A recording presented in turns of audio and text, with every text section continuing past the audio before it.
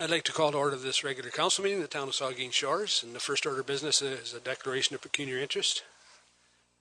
Remind you of your responsibility to do so. The next is additions, deletions, or amendments, and we have nothing under that. 4 is adoption of minutes, and it's been moved by Vice Deputy Mayor Huber, seconded by Councillor Minaj, that council adopts the minutes of the council meeting of February the 27th, 2017 as presented. Any errors or omissions? All in favor then?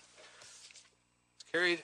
The next is committee of the whole minutes of February the 27th. It's been moved by Councillor Gray, seconded by Councillor Dave Mayette, that council note and file the minutes of the committee of the whole meeting of February 27th, 2017 as presented. Any errors, omissions? All in favor? That's carried. So the next item 5 is Community Services, Parks and Recreation report. There's a report and a motion. I'll read the motion. It's been moved by Councillor Minaj, seconded by Councillor Mike Myatt. The Council of the Town of Saugeen Shores adopts the Community Services Recreation report dated February the 27th, 2017, recommending that ABC Recreation Limited be awarded the contract for the construction of the Port Elgin splash pad at a cost of $211,286.76. and Southampton splash pad at a cost of $142,013.30 plus HST. Questions or comments? All in favor? Opposed? That's carried. So, next is motions. We have 3 this evening. It's 3 short ones.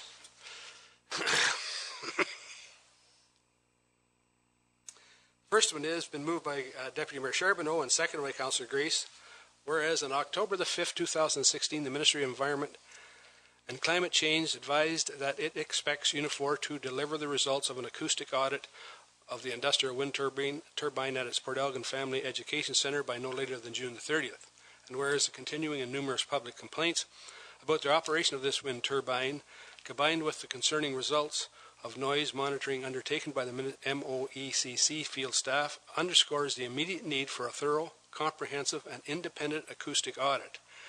And whereas MOECC officials and Uniform have promised that acoustic auditing of this turbine would be undertaken at various times over the last 5 years and have so far failed to fulfill that promise. And whereas the MOECC has demonstrated a long-standing reluctance to take steps to ensure this turbine is operating in accordance with the relevant regulations. And whereas the town of Saugeen Shores believes that under the circumstances it is necessary to arrange for and to carry out an independent verification of the results of the acoustic audit to be undertaken by Unifor by means of a parallel test completed by a qualified independent third party employed by the town. Now therefore Council directs municipal staff to endeavour to reach an agreement with Unifor to allow an independent third party employed by the town to undertake an acoustic audit for Unifor wind turbines simultaneously with the acoustic audit that the union is planning in order to meet the Ministry's June 30th deadline. And further, Council directs municipal staff to work with community group STOP to identify an appropriate qualified contractor to undertake this parallel acoustic audit and to explore the possibilities of sharing the cost of this audit. Comments, questions? Deputy Mayor Charbonneau. Thank you, Mr. Mayor. I continue to receive complaints almost daily about the operation of this turbine up to as recently as yesterday. This problem remains current and prescient for a considerable number of people on the south end of Port Elgin, and it's a matter of for the sake of those people and for the sake of the community, how far are we willing to go to ensure that the information that is going to be gathered, or that we hope will be gathered very soon, that ought to have been gathered by now, but is going to be gathered hopefully this spring, is accurate, is fair, is presented in a balanced way. And I think this is what we need to do in order to achieve that. I'm not at all suggesting that it will impact the outcome of any decision making by MOECC or by Unifor. It probably won't. But it will allow us to better say, one way or the other, whether or not this turbine is operating in compliance with the law. And that's an important thing for the community to know. And I think it will help Unifor, honestly, because it will help them to have results. If hopefully they will work with us, because it will help their results to be taken seriously and to be trusted. If a public body like this, with another third-party tester, does a test at the same time, under the same conditions, and in partnership, hopefully, with them, hopefully we can share results. And so that we can understand together how the machine is operating and whether it complies with the law. I am fully prepared to accept the outcome of a test, whatever that outcome is, if it's undertaken fairly and independently, and I think the municipality should be as well. So, but we have to make sure it's done that way, and I think this is the way that we can do that. So I'd encourage council to support the resolution, and hopefully we can get that partnership. I would strongly encourage, because I think it's the right thing and a good thing for Unifor, for them to partner with us and do this testing, and hopefully that partnership will also lead to it actually getting done this spring, so that we can get some of these results and put a point on this discussion that we've been having for so long. Thank you, Mr. Mayor. Thank you. Councillor Minnelli. Mr. Mayor, I would ask that maybe a clause is required, or I would not like to think that we imply anything anymore, that maybe we have to write everything down, that the MOECC will accept, and not only our participation if we agree with the third party, they will accept our participation, and they will willingly accept our results, and in a full transparent way, that they won't find some way to then say we didn't do something right with our third party. So unless we get some sort of approval that they're willing to, I mean, I saw it, I heard it from Greg, but I'm not seeing it here in this notice of motion, that the expectation is that the MOECC will willingly work with our third party, and I think that we ought to be saying that that's an expectation. I just a comment to it. I don't think you need to include it in the motion, because I think if they say no, then the motion fails and we're nowhere. I really admire your efforts and thoughts, but I think what you're asking is we ask the ministry to comply or cooperate with us, and we really have no power in that. I think we can, other than saying what you've said here, because the ministry will do what they believe right. And I think the motion itself, and if we do get some testing, as the Deputy Mayor has said, is a very powerful tool to say one way or the other, this thing is in compliance or not. And yeah. So, any other comments to it? Excuse me, all in favor? That's carried. So, the next motion is, it's been moved by Councillor Grace and seconded by Councillor Mike Myatt. Whereas Highway 20, it's the next motion is for Highway 21 rail crossing, and it's been moved by Councillor Grace, seconded by Councillor Mike Myatt. Whereas Highway 21 is a busy provincial highway and a major artery for those traveling north for holiday destinations and from work at the Bruce Nuclear Power Development, and whereas Saugeen Shores is a popular tourist destination and sees a large influx of visitors and seasonal residents in summer months who use Highway 21 to travel between Port Elgin and Southampton, whereas Saugeen Shores, which according to the 2016 census showed a population increase of 8.3% since 2011, is the fastest growing municipality in Bruce County and expected to grow about 2,000 people over the next decade. And whereas between 2012 and 2017, the Saugeen Shores Police recorded 9 motor vehicle accidents on or adjacent to Highway 21 in the vicinity of the Saugeen Rail Trail. Whereas the Saugeen Rail Trail used by pedestrians and cyclists crosses Highway 21 in an area with 9 nearby intersections and well-used business entries. Whereas, whereas summer 2015 counts at the Highway 21 Rail Trail crossing indicated as many as 196 pedestrians a day, confirming that the rail trail is a very popular recreation and tourist amenity within Saugeen Shores. Whereas the Saugeen Rail Trail Association collected 3,632 signatures of residents, tourists, and trail users on a 2013 petition to request MTO action for increased safety at the Highway 21 rail crossing, as well as community support for increased safety from Saugeen Shores Police Chief Dan Rivet, the Saugeen Shores Chamber of Commerce, and the Southampton Residents Association. Whereas the Ministry of Transportation Cycle On, Ontario's cycling strategy, states that achieving the strategy's vision requires a commitment from all partners for integrated action to, among other goals, make highways and streets safer and increase cycling tourism in Ontario. And the government is committed to increasing the number and safety of people who cycle in the province. But we can't do it alone. The strength of this strategy is that it is powered by partnerships and collaboration.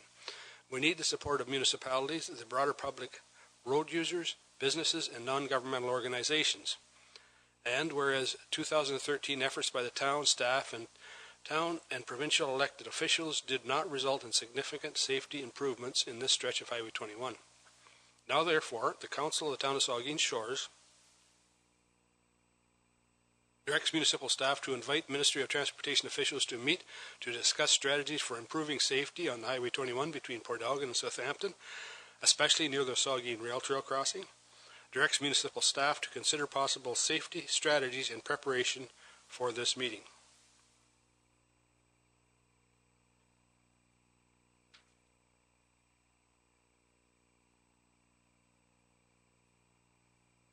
I've got, this is marked up, it says omit that last sentence. And I imagine, did the movers and seconders agree to that? Speak, by all means, yes.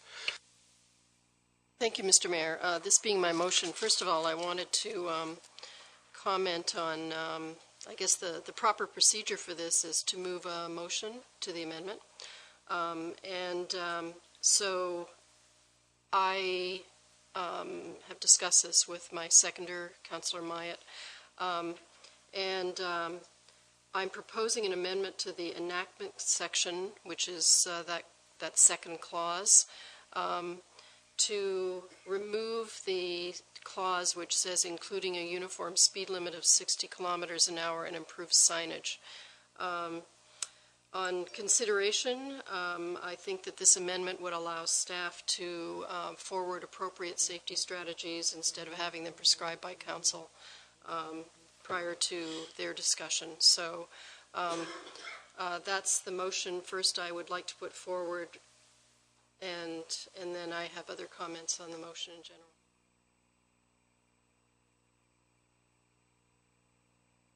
No, that's all I wanted to say. All right, Councillor Dave Mayup. Yes, and thank you, Mr. Mayor. With regards to the amendment, I think maybe the part about and improve signage is completely appropriate. That if it said strategies in preparation of this meeting, including improved signage, I think that would be an appropriate way to put it. Just the reference to the request specifically around making any significant changes, which would be the 60 kilometers an hour. But I think improved signage might be a suggested strategy that would be somewhat acceptable. Would you live with that? I think, not to be nitpicky, Dave, but I think, you know, if in the first sentence there it says consider possible safety strategies, and I mean we've had the discussion. I think we can include it in there, and we don't need to just specifically say leave it wide open. Yeah, I think that's probably to give staff the flexibility to do it. All right then. Any further questions? This is another item that we've met with the minister on, and actually it was the minister is now the minister of. Well, we just got the letter from. I think we met with Minister Ben Murray. Yeah. Yeah. Anyways, sorry. Do you want to speak to it? Go ahead, Doug. I just wanted to thank Councillor Grace and Councillor Myatt and also Councillor Rich who brought this resolution forward. This is something that we should not let fall off the table. I think it's something that we need to keep sort of addressing, even though, as the resolution quite rightly states, we've made no significant. I guess maybe there was some insignificant safety improvements, maybe, but I would say I would hazard to say we made no safety improvements whatsoever as a result of our last discussions in 2013, and that's not acceptable. And so we have to keep pushing on this one and keep putting ourselves out there as a partner to MTO, that we can be a partner here to help them make these improvements and keep inviting them to the table to have those discussions, and hopefully one day we'll get a minister or a government or somebody who will step up to the table with us and work with us on it. So thank you guys for the effort. Yeah, I thank you too. And I think just one comment, and then we'll go. I think your best efforts are invariably always at the ministry level and staff. When you get it up to council and the minister, then politics get involved and often make it much more difficult. You get much more results with our director and our staff meeting with the MTO staff. Go ahead, Councillor Grace, sorry. Now appropriate time to just make a couple of comments in general about the motion. So I just wanted to clarify that I did also ask, with the assistance of, Inspector McCullough of the Saugeen Shores Police, I asked for accident statistics from the OPP, but I haven't yet received them. He explained that there are actually more accidents along that stretch and have been more accidents, except that the OPP investigates some of them, and so I'm still hoping that I'll get more information on that to provide to staff. But, you know, I think anybody who lives here knows how busy that section is, how it can be hazardous, especially in the summer, how difficult it is to cross the road. Our population is only increasing. The number of visitors, I think, will continue to grow. And I looked at this document that the ministry published. I guess it was in 2013. It was really hard to pinpoint exactly a date by looking at the document of when they published it, the one I referred to in the motion. But they say that they are committed to, and that they've pinpointed strategic directions such as, and I'm quoting, making highways and streets safer, improving cycling infrastructure, and increasing cycling tourism opportunities. So I hope that they will be more receptive and understand the issues here, and I believe that this motion will give our staff the support it needs to go forward and try to pursue more safety improvements on this stretch of the highway. Thanks. Sorry, Deputy Mayor Charbonneau. I just wanted to add one thing. It would be important, I think, to include in these discussions with our staff and the MTO police services, and possibly the detachment commander of the local OPP, because I think that the one thing we did not do the last time we had these discussions that I regret that we ought to have done and that we should do now is to bring them in and say and have them make the case directly to the MTO that this is a safety issue from the perspective of law enforcement, and that may make it less easy for them to overlook the safety issues if those people are at the table. So I would encourage you to do that. Thank you, Mr. Mayor. I would, okay, thanks. And assuming we get an affirmative vote on this, I would say we also circulate it to our MPP, Lisa Thompson, and keep her aware of it. Okay, any further discussion? All in favor? Oh, it's funny, that's carried. Another motion on Ferry Lake. Awful. Well, everybody should hear it. Anyways. Moved by Vice Deputy Mayor Huber, second by Councillor Madison. Whereas the town of Saugeen Shores includes an almost 6-hectare public property at the southeast corner of High and Victoria Streets that is known as Ferry Lake by most and Little Lake by some, and whereas residents and visitors enjoy access to this natural area, which is defined in the town's Parks and Trails Master Plan as a passive park, and within the recent Recreation Master Plan as a community park. And further, the definition of a passive park is noted as passive parks are generally creative landscaped areas designed for aesthetic appeal and passive leisure activities. They may include natural areas as well as playgrounds and picnic areas. Passive parks are used for activities such as walking, sitting, casual play, viewing, and bird watching. And whereas recent opportunities via grants and municipal support are providing the resources needed to rejuvenate existing infrastructure in this park, install a limited number of new structural elements, enhance the aesthetic experience through a planned series of interpretive gardens and educational and heritage signage, renew the tree canopy via the introduction of a native and Carolina species, as well as provide for other environmental assistance to encourage appropriate habitat sustainability and improve the health of the lake. whereas the park has included and is currently signed as including a pedestrian path, which has been intended for and used by pedestrians since at least the mid-1930s, according to lifelong Southampton residents, and more likely since the area around the lake was developed with residential, educational, religious, and institutional buildings and uses. And whereas a pavilion has been erected within the park to provide a venue for cultural and other activities, and further that surplus armored stone from work tendered in 2009 was installed in the vicinity of this pavilion, which has now been shown to be ineffective as seating and significantly restricts the movement of people from the path through the open area in front of the pavilion. And whereas the placement of the stone has been shown to be a hazard as people move from the concrete paved surface to the stone dust path as they descend the grade necessary to access the park from High Street entrance. And further, this stone installation has not contributed successfully to the establishment of a well-defined, comfortable, easy access space for cultural and other activities in this area of the park. And whereas community organizations and residents have shown passion and enthusiasm for the restoration and revitalization work within Ferry Lake, and consultation concerning this work has never indicated a community desire to have the pedestrian nature of the existing path changed. And whereas it is a reasonable expectation and necessary for Council to provide care, upkeep, and protection for public assets within our community and owned by the public, along with ensuring the sustainability of these assets through the appropriate repair, restoration, and enhancement of publicly owned passive parks.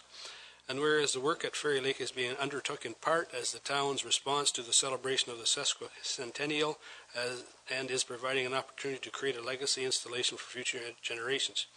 Now therefore be it resolved that Council provide direction to the work to be conducted within and the future enjoyment of the park at Ferry Lake to include the following 5 items.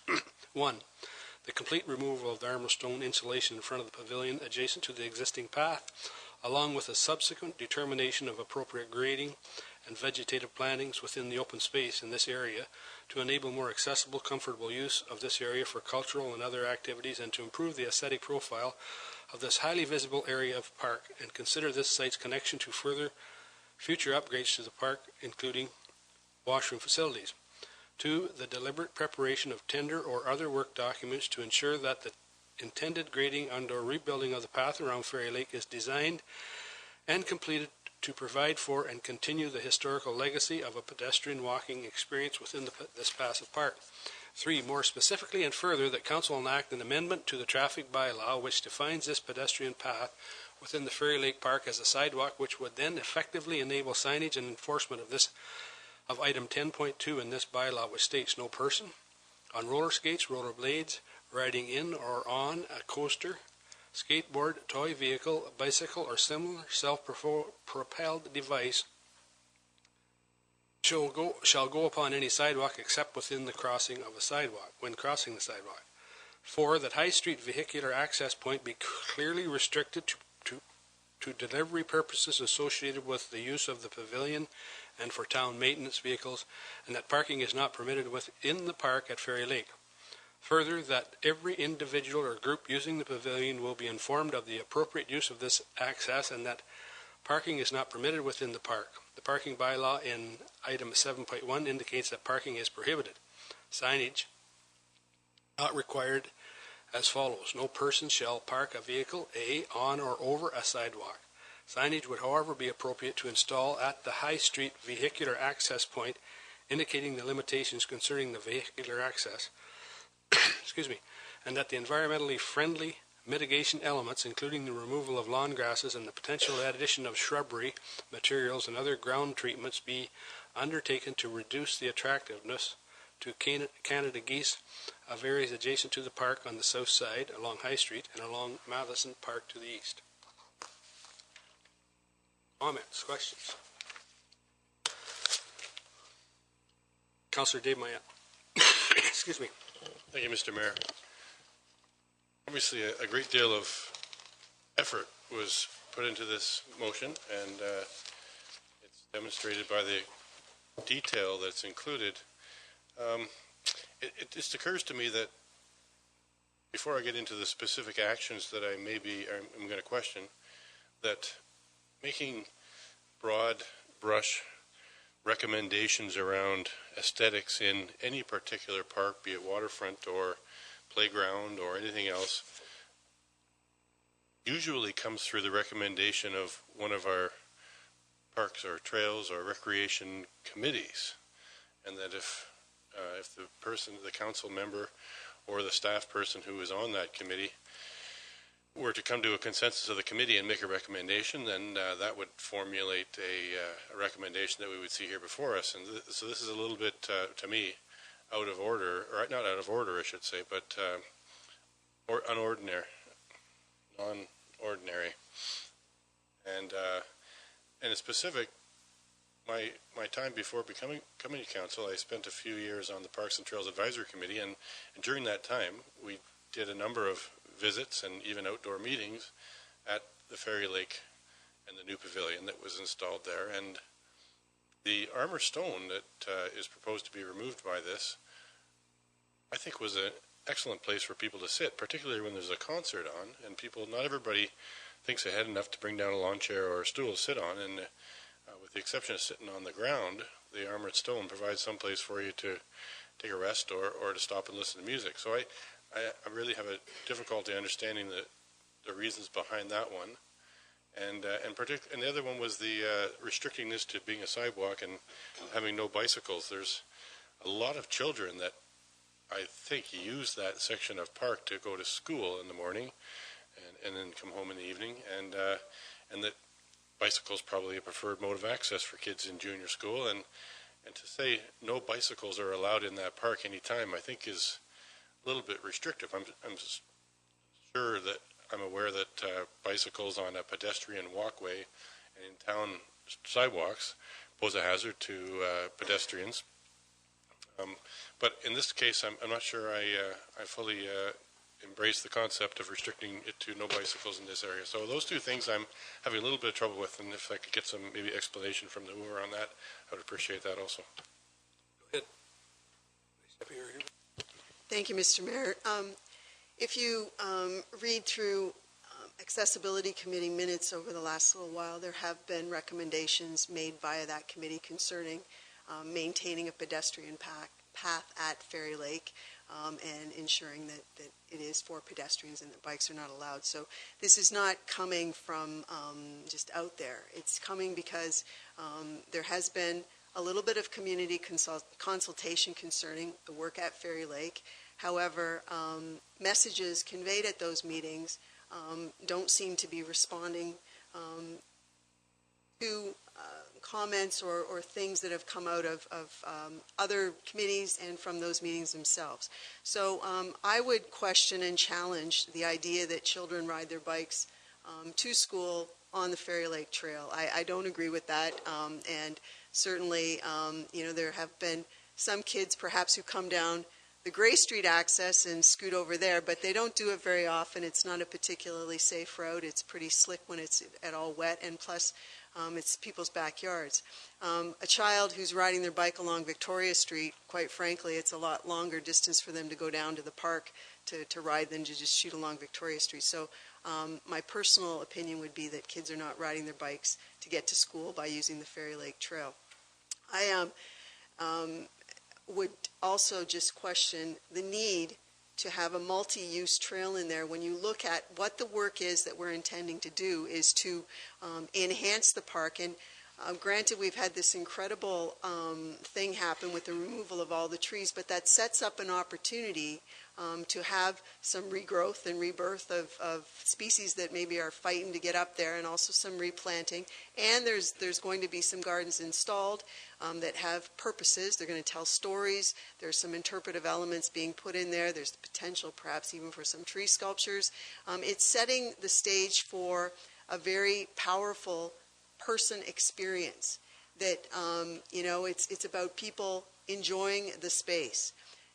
To create a trail that's wide enough in parts of that park to enable multi-use will in fact take away incredible chunks of the park, because there's not very much space in some areas, and then you hit the grade going up the hill. So wouldn't we rather have a nice walking path that provides some opportunity on both sides of it for vegetation and trees to create habitat to encourage the nature element that is the gem called Ferry Lake? So part of this is related to the fact that there really isn't enough room in there.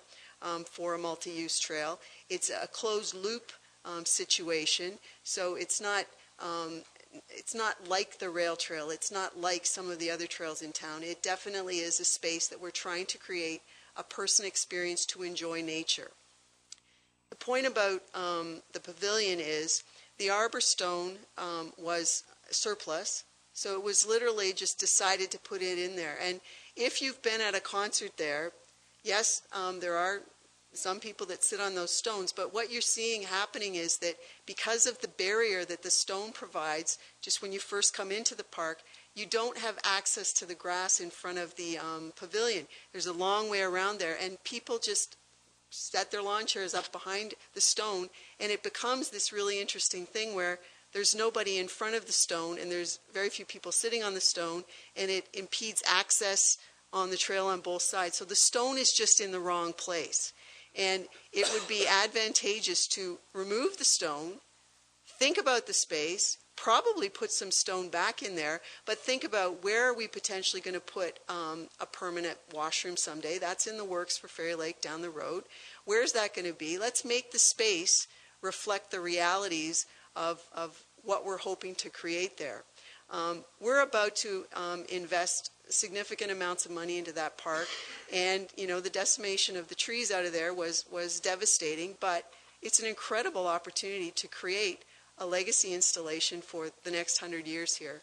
And so the point of having, there's no reason to have bikes in there. It's just not that kind of place. And I went and did research today, just looking around at various communities in Ontario, and there are places in the province where there are parks which are garden nature areas where there are no bikes allowed. One of them would be the Arboretum at the University of Guelph. And if you think about what we're creating here, it's an opportunity for people to enjoy nature. So let's get them off their bikes. Let's let them walk in there, and not have some sweet little old lady or a kid in a stroller be forced off a path into the water potentially, or into the side of a hill. There's not very much room in there. And another part of this is there's a number of bridges, and Frank Burrows, the Parks Director, recently sent us something saying that there was going to be improvements to the pedestrian bridges. He called them that in his report to us. The pedestrian bridges need to be done so that they're appropriate for accessibility issues. The whole point of this started off with improving accessibility at the park. So the stone isn't helping with that right now. There's probably good places to put stone, but it's just not in the right place right now. So we need to think about the space as a clean slate and then put it back in there.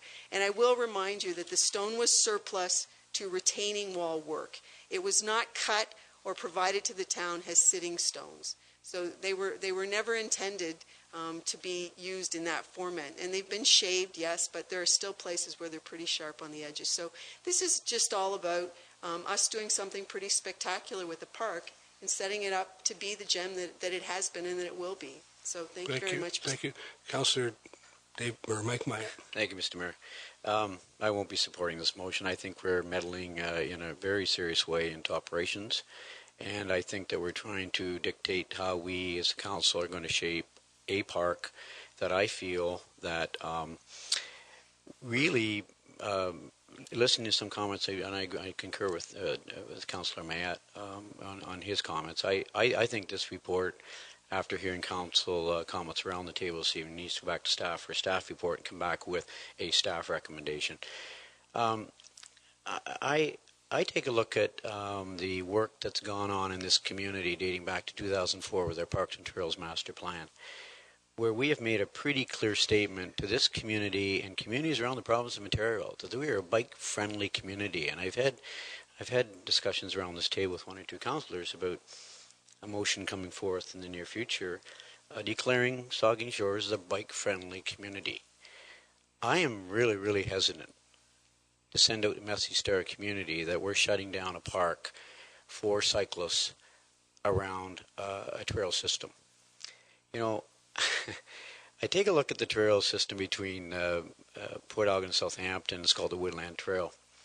We passed a bylaw not many years ago where we allowed horseback riders on that trail. And it's one section of trail that horseback riders, when they see a cyclist, a runner, a retiree, a toddler, where the horse actually moves to the side. You would think, at least if I was riding my bike, I might get out of the way. But you know, what happened to the day of common respect for one another, where we share the trail? I think that trail needs to be maintained as a pedestrian cyclist trail. I think it could be easily remedied with a share the use trail sign. I had a suggestion from reading the report, a comment from the public, and a councillor.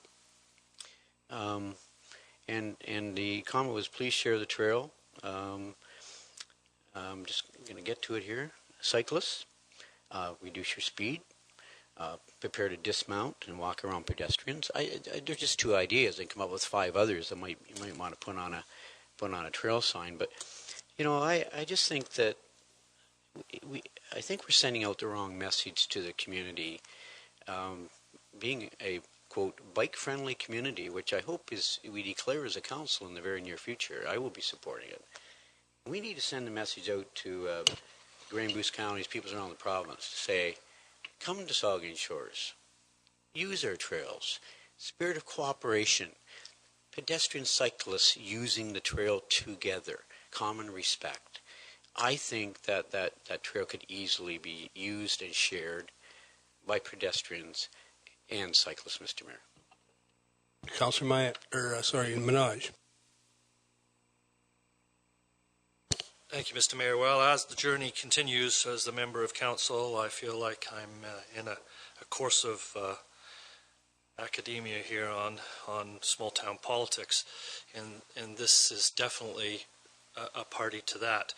Here I am, a Port Elgin ward councillor, going to make a statement about something that's going on in Southampton, and so really I feel that those that live in Southampton and are closest to Ferry Lake, and I'm sure there's been a Friends of Ferry Lake before, and if there isn't, there should be one, and maybe there should be a subcommittee, and maybe they should look at all of the best interests. The Vice Deputy Mayor makes some excellent points.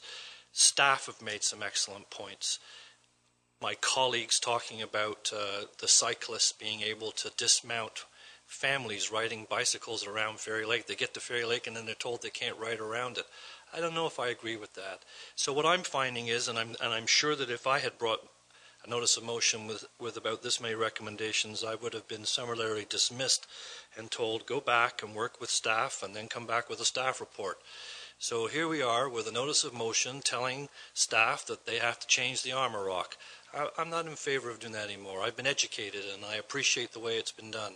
And certainly I think that this is an opportunity for a subcommittee of Parks and Trails or a subcommittee of the waterfront if you want, because it seems to me like the Ferry Lake should be part of the waterfront committee, but I'm not one here to argue that either.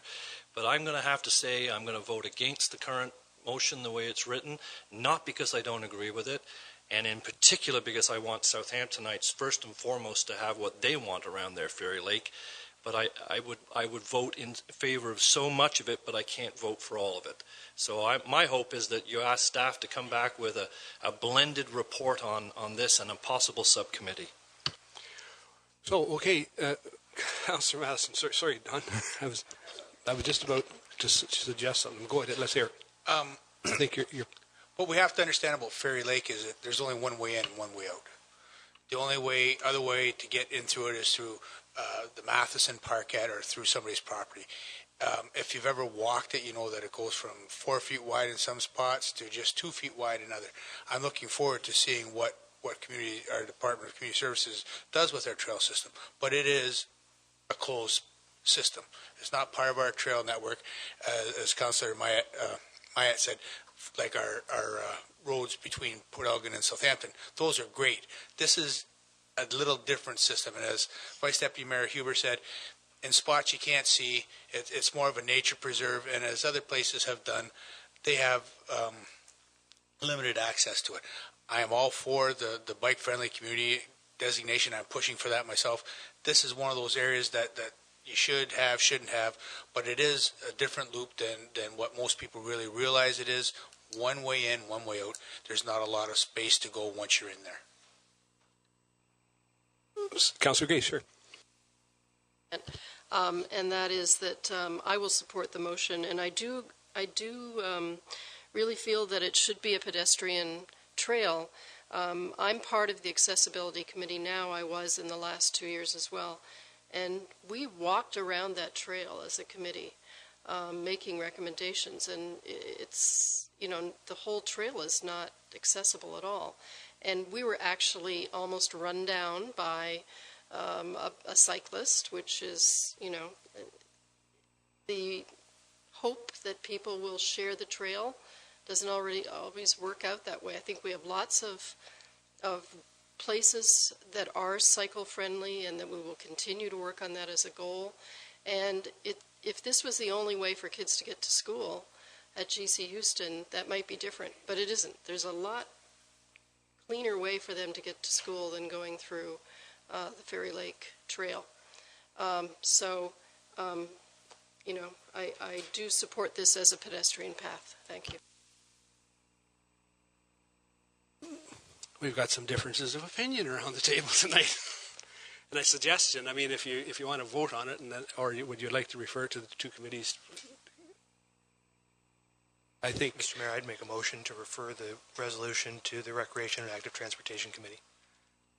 Can I have a second to that? Seconded by Councillor Myatt. So we have a motion to refer to the REACT committee for a recommendation back to council. Okay. That is without debate now. That I believe a referral motion is without debate. So, all in favor? Opposed? That carries, so that the motion to defer or refer to Recreation and Act passes.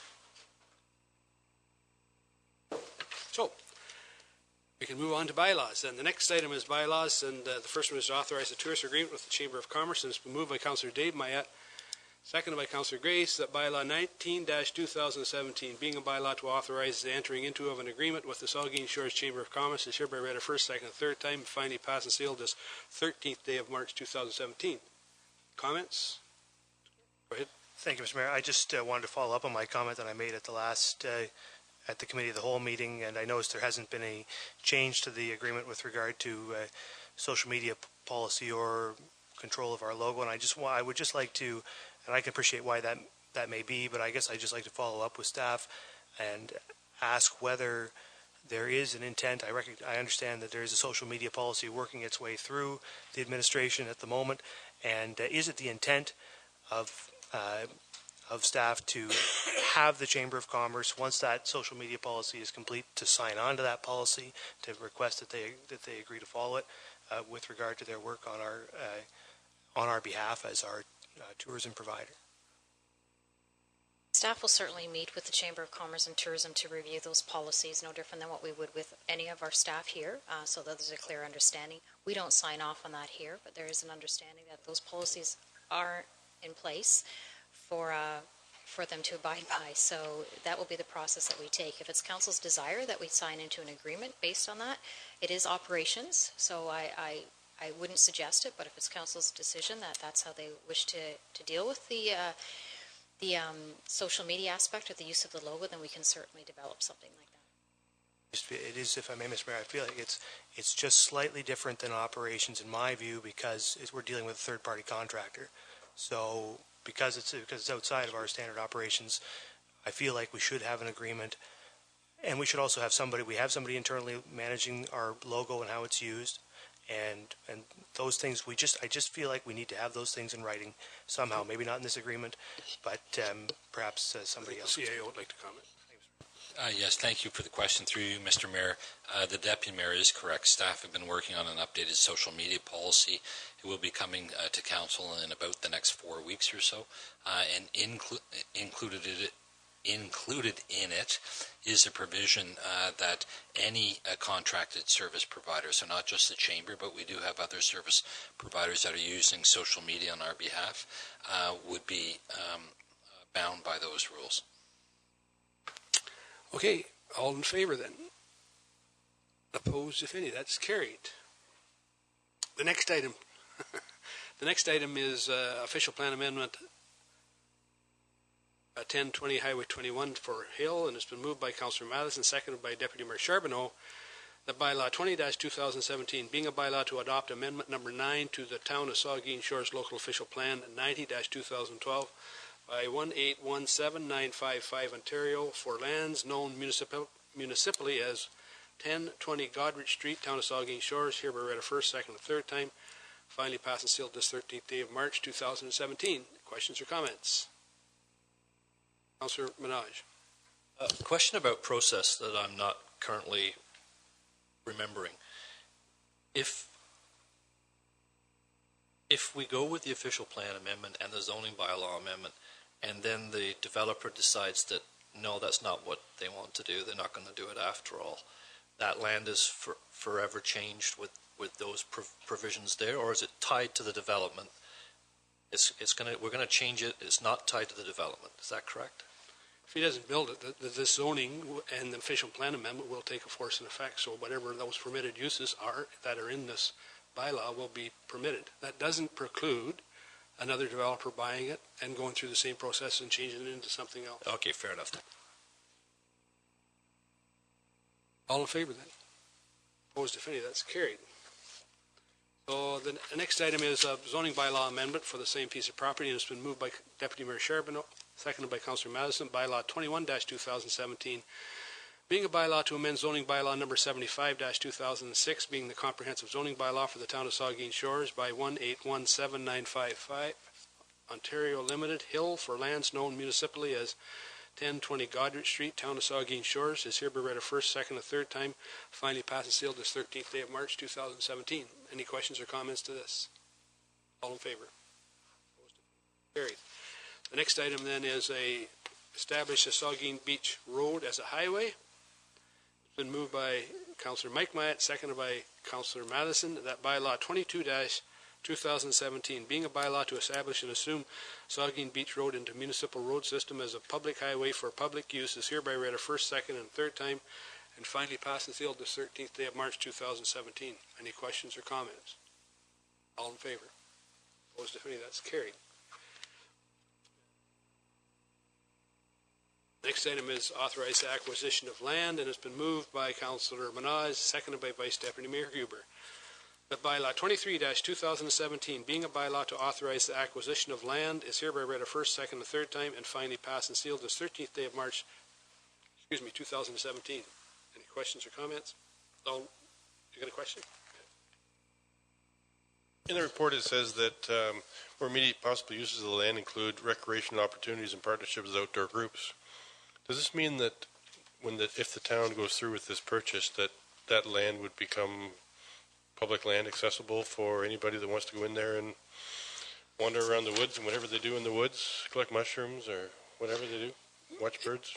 It will be owned by the town, and we can set policy about use on it however we wish, but yeah. Yeah, okay. Thank you. It'll be part of that bigger block that's out there. There's a number of community groups out there, the Snowmobile Club and the Scout Cubs and Cub Scouts. I don't know if they still use it or not, but they did have a clubhouse there. All in favor?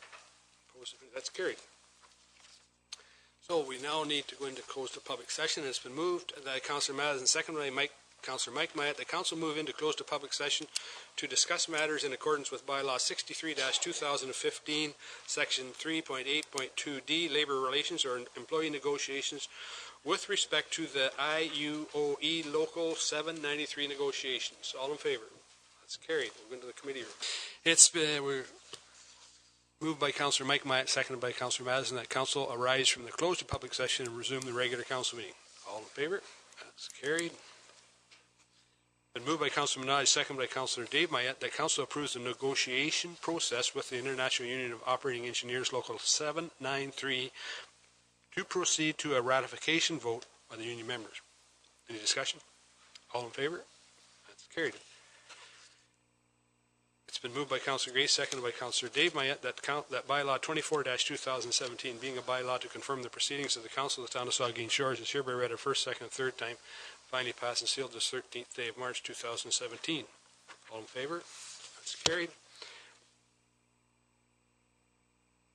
It's been moved by Councillor Matheson, second by Councillor Mike Myatt, that this regular council meeting of March 13th, 2017, hereby adjourned at 9:57. All in favor? That's carried.